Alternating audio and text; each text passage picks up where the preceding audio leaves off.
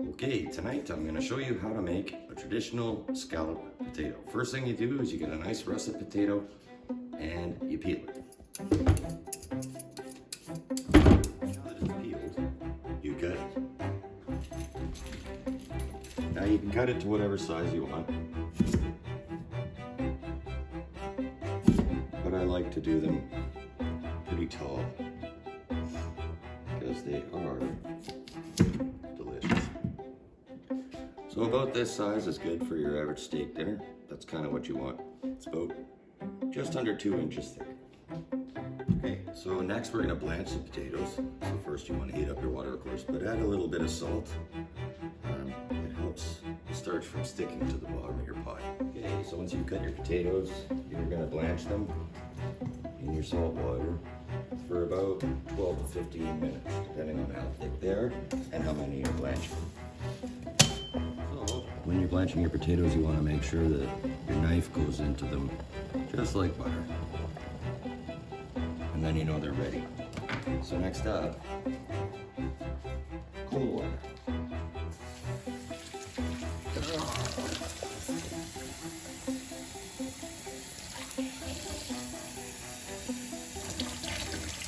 You want to make sure that water is extra cold to stop the cooking process. Okay. Now we do put them on a plate, just like so. And we bring them over to finish the cooling process and stick them in the fridge for probably about 15-20 minutes, give or take. Next up, we have our pot. We're gonna make a nice gravy. So a little bit of oil and a little bit of butter. Now the reason you add the oil is because you don't want the butter to burn. So you can see already, it's nice and hot. So we're pretty much ready for our shallots right away. Now, we want to caramelize the shallots so it brings out the sweet. And the way that we do that is add a little bit of salt and then let it do its thing for a couple minutes. Now that the shallots are starting to caramelize, we add our garlic.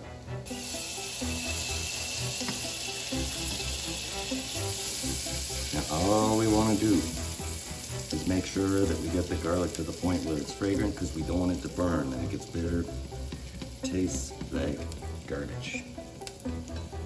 Okay. Yep, we're ready to go.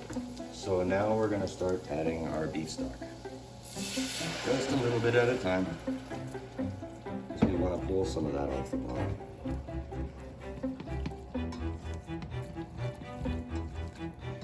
Now beef stock is, well, what the heck. If you haven't used it before, this stuff's really good. Campbell's makes an awesome beef and red wine stock. Don't worry, no alcohol in it. So if you don't drink, this is a perfect substitute.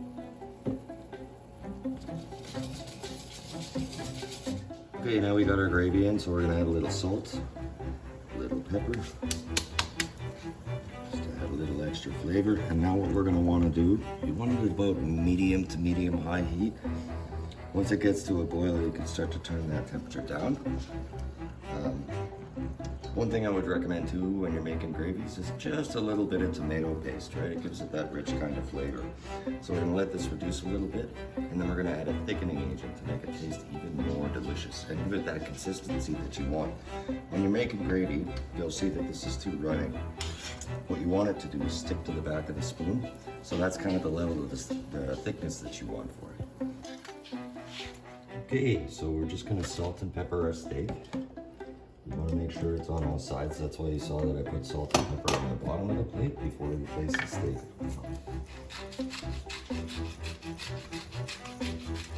Salt quite liberally. Same with your pepper. You want those beautiful flavors to come out of the steak. And the marinade, if you're curious, just a little bit of light soy. Nothing too. This is our thickening agent. It's really simple, just beef stock and cornstarch. If you want to thicken another way, you're going to want to start with butter and flour, and you're going to want to start it before creating a roux, because if you put the flour in to thicken it up, it doesn't cook, it doesn't taste the same.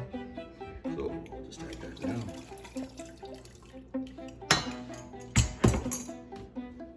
I'm going to whisk it in right away.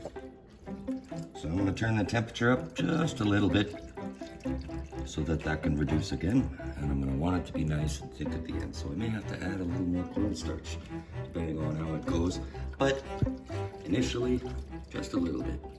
See how it looks for you. You don't want any lumps either. Okay, so gravy is thickened up a little bit. I'm going to take it off the heat and I'm going to add butter. You never want, when you're doing this, to add the butter while it's on the heat, because it's an emulsifier and it's going to separate. So mix that beautiful stuff in. You see how rich it's getting? Right. If you have any vegetarians over, don't tell them you're putting the butter in.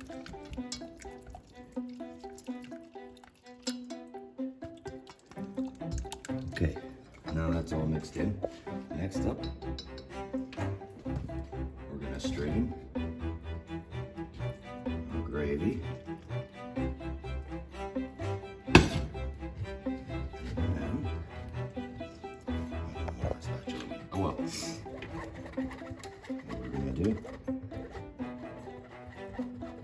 Every drop we possibly can out, and then we're left with only the big bits. Get your pan hot, because we want to make some nice grill marks. So you want your steak to sear. So your potatoes, salt, pepper, garlic powder.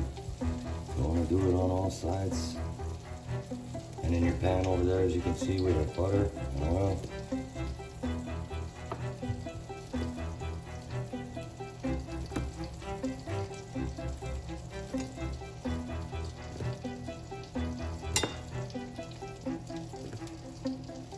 And then into the pan. Bake your potatoes a little bit while they're cooking. You want to look for crusts on the bottom, so you get that deep, rich color. Now we're going to do all sides of the potatoes, because somebody that I love likes all sides crispy. Want to make sure that you have nice color on the bottom.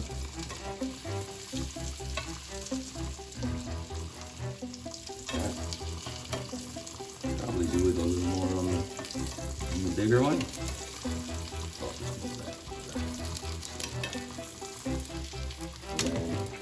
They cook quickly, so you want to kind of keep your eye on them and continue basting the whole time.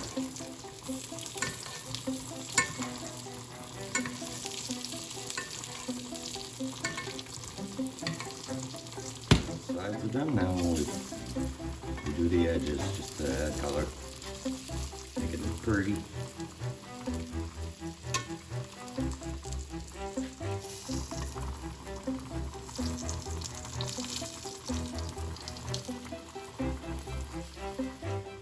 For our Brussels sprouts, we add bacon, butter, and honey mustard, and then mix. So we'll just take our beautiful steak, just feather it slightly. Doesn't need to be perfect, as long as it's delicious. Pitmaster privilege. I gotta clean it. Okay, over here we have a mushroom cream sauce that's going to go on top of the steak. It'll be nice and tasty. Garlic, shallots, mushrooms, butter, cream. Okay. Brussels sprouts, just in the middle here. Don't forget the bacon, it's the pixie dust of the food groups.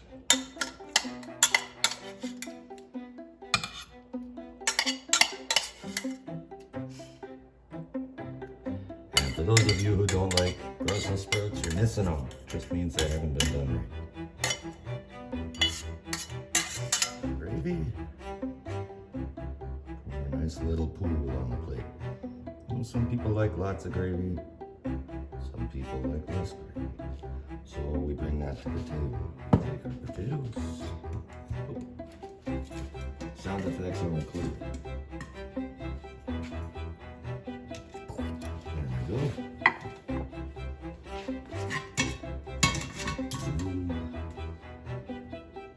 Just to make it beautiful, we garnish with a little bit of parsley. Comes together like this.